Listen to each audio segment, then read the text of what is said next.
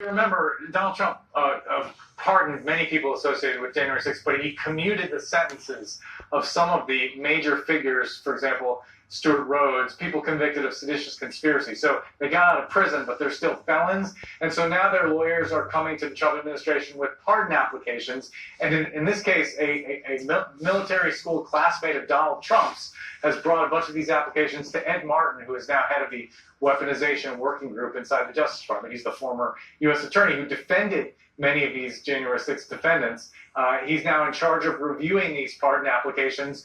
One can only imagine that he would look favorably on them since he's been opposed to the whole idea of prosecuting these people from the get-go. So it's just another example. And, you know, pardon applications are supposed to go to the pardon attorney inside the Department of Justice. That process has been completely... They're trying to pull a wool over your eyes. Stay woke. Got about 15, 20 seconds to respond to this. They don't want you woke.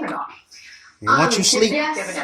I mean, they want you sleep. They don't want you woke. We understand him to have been in terms of his defense, for example, of Timothy sleeping is where you sleeping is why we at where we at now. Wake up, stay woke. White supremacist sympathies, if not more. If not more, surprising to me. He is a white supremacist. What's the difference between a commutation and a pardon for some of these people? What can they do with a pardon that they can't do with a commutation? And Ken can correct me if I'm wrong, but I believe one of the big impediments for them as a felon is that they can't own certain types of firearms, can't be in possession of them. That may be the big motivating factor in seeking a pardon rather than just satisfying themselves with the commutation, Alex. Okay, Ken's nodding. Yep, That's all good. that's right. We'll leave it there. Thank you both so much.